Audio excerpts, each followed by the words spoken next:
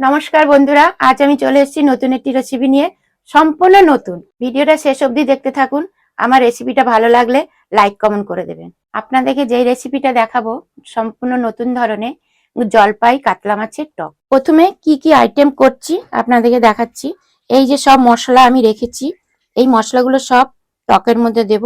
এখানে রেখেছি কাতলা মাছ আর এখানে রেখেছি সবজি। সব রকমের সবজি আমি কেটে আপনাদেরকে দেখাবো। প্রথমে আমি কাতলা মাছটা মেরিনেট করে রেখে দিচ্ছি। নুন দিচ্ছি, হলুদ দিচ্ছি, ভালো করে মেখে ঢাকা দিয়ে রাখছি 20 মিনিট মতন।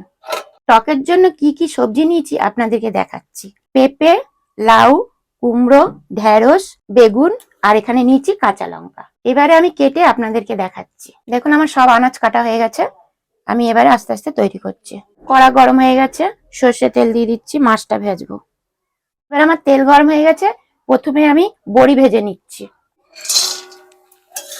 এবার আমার বড়ি ভাজা হয়ে গেছে, লাল লাল করে ভেজে নিয়েছি। এবারে আমি মাছ ভেজে নিচ্ছি। এবারে মাছটা উল্টে দিচ্ছি, একদিকে ভাজা হয়ে গেছে। দেখুন আমার মাছ ভাজা হয়ে গেছে, এক পিস ভেজে নিলাম আর এক পিস ভাজছি। দেখুন আমার মাছ ভাজা হয়ে গেছে, 2 পিস মাছ নিয়েছি, 2 পিস মাছ ভাজা হয়ে গেছে। এবারে আমি এক এক করে মশলা দিচ্ছি। প্রথমে দিচ্ছি ফোড়ন, শুকনো লঙ্কা, 5 ফোড়ন। প্রথমে দিচ্ছি আদা বাটা, আনাজ কেটে রেখেছি সব দিয়ে দিচ্ছি। প্রথমে দিচ্ছি ঢেঁড়স, কুমড়ো, লাউ, বেগুন, পেঁপে, কাঁচা লঙ্কা। এখানে আমি রেখেছি জিরের গুঁড়ো, ধনের গুঁড়ো, হলুদ, কাশ্মীরি লঙ্কা যাতে লাল হয় সেজন্য দিচ্ছি অল্প, নুন। ভালো করে ভাজা ভাজা করে নিই। দেখুন আমার মশলাগুলো কষিয়ে এসছে, নিজস্ব জল বেরিয়ে দেখুন কষছে। আমি এক ফোঁটাও জল দিইনি, ভালো করে কষে নিই, তারপরে জল ঢালবো। দেখুন বন্ধুরা আমার মশলা কষা হয়ে গেছে, শুকো ঢাকাও দিইনি, জল দিইনি, নিজস্ব জল বেরিয়ে দেখুন তেল তেল বেরিয়ে গেছে। যত মশলা কষাবেন তত স্বাদ হবে। এবারে আমি জল ঢালবো। প্রথমে দিচ্ছি এই যে জলপাই আচার, আমি নিজের হাতে আচার করেছি, এই দেখুন।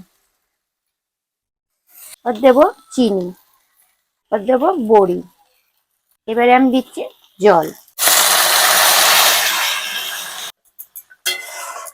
আর একটু জল দেবো, মশলাগুলো সেদ্ধ হবে, আনাজগুলো সেদ্ধ হবে। এবারে আমি ঢাকা দিয়ে দেবো, ফুটবে, ফুটে উঠলে তারপরে মাছ দেবো।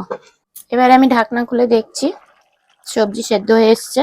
দেখুন সবজি সেদ্ধ হয়ে গেছে, সব সবজি সেদ্ধ হয়ে গেছে। এবার আমি মাছ দিয়ে দিচ্ছি। এবার আমি মাছ দিয়ে দিলাম। এবার ঢাকা দিয়ে দিয়ে ফুটিয়ে তারপরে আপনাদেরকে দেখাবো। দেখুন বন্ধুরা আমার টক হয়ে গেছে, সবজি দিয়ে, কাতলা মাছ দিয়ে, জলপাই দিয়ে টক। এবারে আমার মাছের টক হয়ে গেছে, গরম গরম ভাত নিয়েছি, আমি মাছের টক দিয়ে খেয়ে দেখি কেমন টেস্ট হলো। আমি সবজি কম দিয়েছি, মাছ কম দিয়েছি, আপনারা পারলেন সবজি মাছ বেশি করে দিতে পারবেন। গরম গরম ভাত আর জলপাই আচারের টক দারুণ লাগবে খেতে। দেখি খেয়ে দেখি কত সুন্দর হলো। খুবই গরম আছে, গরম গরম না হলে ভালো লাগে না, গরম গরম খেলে ভালো লাগে।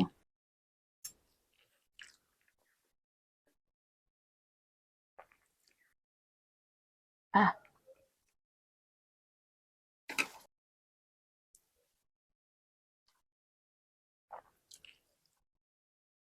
খুব ভালো হয়েছে মাছের টকটা,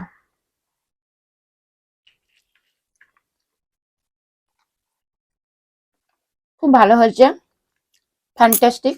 ভিডিওটা এখানেই শেষ করছি, দেখা হবে আবার একটি নতুন ভিডিও।